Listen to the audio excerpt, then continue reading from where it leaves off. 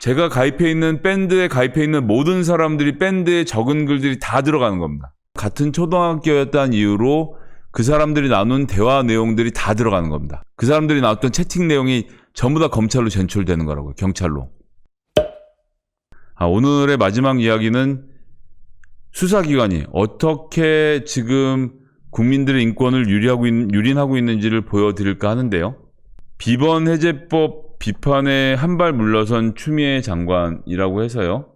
비번 해제하는 법안을 만들겠다라는 추미애 장관은 이제 그것은 아니고 연구 단계인 것이다. 입법 추진을 하는 것이 아니다라고 입장을 밝혔습니다. 디지털 시대에 해외에 서버를 두고 있는 패스코드 등으로 관리하면 압수수색 영장이 있어도 범죄를 밝혀낼 수 없어서 디지털 시대에 대한 연구를 하는 단계다라고 해명을 했다는 겁니다. 그리고 제가 말씀드리지 않아도 박주민 의원을 포함해서 많은 여당 의원들도 그 비밀번호 해제와 관련된 우려의 목소리를 냈습니다. 저 역시도 그랬고 그것으로 인해서 많이 화가 나시고 상심하신 저희 옳은소리 구독자들과 시청자분들이 계시다는 것을 알고 있습니다. 제 발언이 사려 깊지 못했다면 제가 먼저 사과의 말씀 드리겠습니다. 하지만 사실관계는 정확히 해야 할 것이라 생각합니다. 추미애 장관도 말씀하신 것처럼 이 법을 지금 당장 고치겠다는 것이 아니라 연구를 하겠다라고 하는 것입니다. 그런데 저는 이 연구에 앞서서 우리가 먼저 봐야 될 내용이 하나 있습니다. 제가 지금부터 서울 동대문 경찰서로에서 철도 노조원에게 날아간 통신사실 확인 자료 제공 요청 집행사실 통지를 보여드리겠습니다. 이것은 정청래 의원실에 제가 있을 때 국정감사를 통해서 폭로했고 네이버 밴드가 완전히 발칵 뒤집히는 일이 있었던 사건인데요. 여러분들 조금 어려우시겠지만 따라와 보십시오. 통신사실 확인 자료 제공 요청.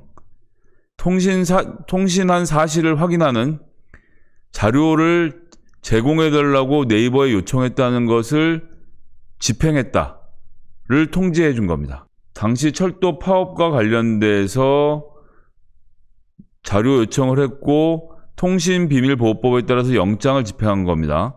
서울 동대문 경찰서가 이동전화 기지국 포함인데, 그러니까 통화 내역은 이 철도 노조원이 누구랑 언제 몇 시에 어떻게 통화를 했고 발신 기지국 위치 포함. 그래서 어떤 발신 기지국이었으니까 이 사람의 위치를 다 알겠다 이런 겁니다. 그런데 여러분 보십시오. 이거 정말 정신 차리고 보셔야 됩니다. 기타 피의자 명의로 가입된 밴드. 피의자 명의로 가입된 밴드. 밴드 대화 상대방. 가입자 정보 및 송수신 내역. 이게 무슨 얘기인지 아십니까? 제가 김성애입니다. 제가 네이버의 밴드에 가입해 있어요. 제가 범죄자가 됐습니다.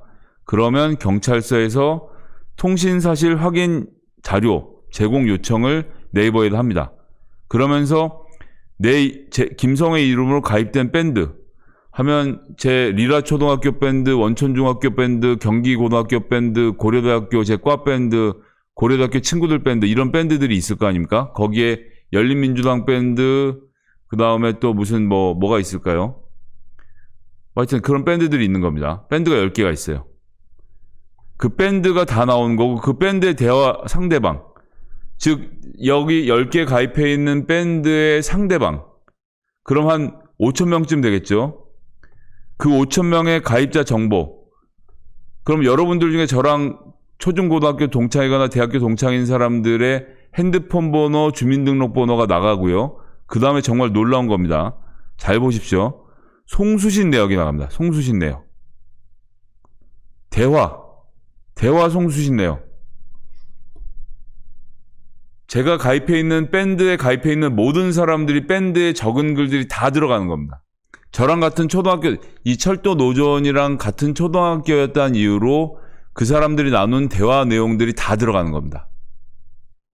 그 사람들이 나왔던 채팅 내용이 전부 다 검찰로 제출되는 거라고요. 경찰로.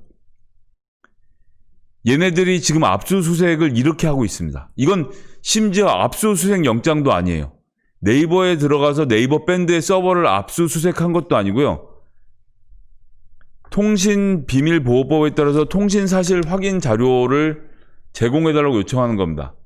근데 옛날에는 통신사실 확인 요청을 하면 핸드폰 누구한테 전화 걸었는지 번호하고 문자 누구한테 갔는지 문자 내역은 안 나옵니다. 그리고 기지국 위치, 그래서 이 범죄자가 어디를 돌아다녔는지 위치를 아는 용도로 썼는데 이젠 네이버 밴드를 같은 걸로 터는 겁니다. 이걸로 카톡방도 털 수 있어요. 지금 저랑 같은 열린민주당 카톡방에, 오픈 카톡방에 들어와 계신 분들, 제가 무슨 사건으로 끌려가서 동대문 경찰서에서 저렇게 하면 여러분들이 하고 있는 카톡 채팅 내용도 털리지 않는다는 보장이 없습니다. 범위가 천차만별이고 엉망진창이에요. 네이버에선 이 사건이 벌어지고 나서 우리 사무실에 와서 대화 내용 말고 밴드의 다른 내용들은 제공한 게 없다라고 해명은 했습니다만 알 수 없죠. 어떤 사건에서 어떻게 집행이 될지 알 수 없고 수사기관은 닥치는 대로 정보를 끌어모으는 겁니다. 도대체 피의자 명의로 가입되어 있는 밴드의 대화 상대방의 가입자 정보의 송수신 내역이 왜 필요합니까? 정확히 영장을 치려면 철도 노조의 기관사 노조의 대화방이 밴드에 있었어요. 그러면 철도 노조 밴드 대화방을 압수수색했어야죠. 그거는 노조의 파업을 막기 위해서 검찰이 정당한 공무 집행이었다고 제가 거기까지 인정을 해주겠습니다. 하지만 지금 보시듯이 이 사람이 가입해 있는 밴드의 모든 상대방의 개인정보와 대화 내용을 요구하는 게 경찰입니다. 수사기관이 지금 이런 식으로 해요. 지금 여러분들 수사를 받으러 가시면요. 제가 다음 것도 하나 보여드리겠습니다. 세계일보의 기사인데요. 툭하면 영장 없이 휴대폰 압수수색, 인권 뒷전. 이라고 해서 보십시오. 2018년 5월 A씨가 경기도 의정부에서 한 여성의 집에 몰래 들어가 엿볼 마음에 창틀 모기장을 열다가 개가 짖어서 미수에 그쳤어요. 경찰이 현행범으로 체포해서 사진 찍었는지 확인하려고 휴대전화를 이미 의미 제출 방식으로 넘겨받았습니다. 근데 휴대전화에서 추가 변명 영상의 증거가 넘쳐났습니다. 여자 화장실 내부를 불법 촬영한 영상이 9개나 있었고 성폭력 범죄 등으로 기소가 됐는데 2심에서는 경찰이 작성한 불법 촬영 관계자가 위법 수집 증거를 기초 얻은 증거인 만큼 증거 능력이 없다고 봄이 상당하다라고 해서 불법 촬영 혐의를 무죄로 뒤집었습니다. 저런 놈들은 다 처벌해야 되는 게 맞긴 합니다만 적법한 절차를 통해 하는 겁니다. 필요하다면 경찰이 압수수색 영장을 받았어야 했던 거죠. 근데 여러분들 지금 가면 핸드폰 주세요. 정치 관련된 사건으로 보좌관들이 검찰 불러가도요. 그냥 핸드폰 주세요 이럽니다. 그거 안 주죠? 이거 범죄자 같은데? 영장 칩니다. 핸드폰 받으면 비밀번호 달라고 해요. 제가 아는 기자분은 심지어 조사받으러 가서 핸드폰 주세요 하더니 아이클라우드 서버에 비밀번호를 대라고 했다는 겁니다. 그러니까 너무 정신없으니까 정말 대줘야 되나 싶은 생각을 했다는 건데 변호사의 조력을 나중에라도 받아서 저도 조언을 했고요. 비밀번호를 주지 않았다는 거죠. 제 핸드폰에 1997년부터 제가 찍은 사진들이 다 저장이 되어 있습니다. 제 소중한 가족들의 사진도 있고요. 제 개인적인 사진도 있습니다.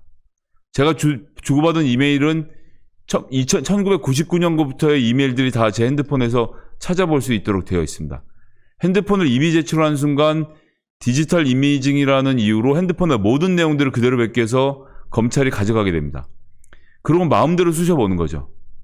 아무 상관없는 별건 내용들을 들여다보면서 다른 사건에 대한 냄새를 맡으려고 노력하고 정보를 수집하는 것이 이들이 하는 일입니다.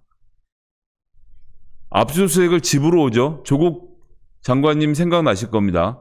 딸의 중학교 일기장을 압수하느냐 마느냐로 변호사와 검사가 옥신각신하다가 중학교 때 일기장을 못 가져갔습니다. 하지만 핸드폰은 다릅니다. 내가 핸드폰에 일기를 적었다면 핸드폰에는 일기장은 가져가지 마세요란 말을 못합니다. 왜냐하면 전체 이미지를 뜨니까. 그러면 휴대전화에 대해서도 압수수색을 할 때 부분별로 쪼개서 압수수색을 할 수 있어야 하는 겁니다. 하지만 지금 우리나라 그렇게 안 하고 있죠. 휴대전화에 대한 압수수색도 필요한 부분에 대해서만 한정적으로 집행할 수 있는 판례가 성립이 되고 수사기법이 완성된 다음에나 비밀번호 해제 논의는 가능해지는 겁니다. 국가 권력에게 필요 이상의 권력을 주면 국가 권력은 언제나 필요 이상의 개인정보를 보관하려고 듭니다. 그리고 제 97년도부터의 모든 사진들을 저장한 CD가 검찰의 캐비넷에 들어있다고만 생각해도 저는 정말 끔찍합니다. 싫습니다. 제 아이들의 사진을 검찰이 갖고 있는 게 전 싫다고요. 필요한 정보를 제공하면 되는 것이 이런 식으로 막무가내로 모든 정보를 털어가는 방식에 저는 전혀 동의할 수 없습니다. 검찰에게 가뜩이나 힘이 강한 검찰에게 비밀번호 해제권까지 지워져서 모든 자기가 마음에 안 드는 정치인들 불러다가 모든 핸드폰을 마음대로 해제해서 그것과 별건인 아무 상관없는 다른 것들을 찾아내서 기소를 하게 만들고 이 선열이 낭자한 정치권을 만들게 검찰에게 권한을 줄 생각은 저는 전혀 없습니다. 그것은 비단 정치권뿐만 아니라 어디나 마찬가지가 될 것이라고 저는 생각합니다. 여러분들의 개인 사생활을 노리는 수사기관의 이러한 행태 절대로 용납할 수 없고요. 추미애 장관님도 그런 점에서 동의하시고 입법 연구를 통해서 어떻게 하는 것이 가능하겠나를 살펴보겠다는 말씀 저도 잘 들었습니다. 저는 이렇게 해서 문제가 잘 정리될 갈 것이라 생각하고요. 권력기관에게 개인의 모든 것을 들여다볼 권리를 절대로 시민 권력이 허락해서는 안 됩니다. 우리가 위에 있고 권력기관이 아래에 있는 그런 나라가 정상적인 나라이고 문재인 대통령께서 추구하시는 나라라는 점, 인권 변호사 문재인 대통령의 다른 선택의 여지는 당연히 없다는 것, 여러분들도 함께 공감해 주셨으면 하는 마음으로 말씀드렸습니다.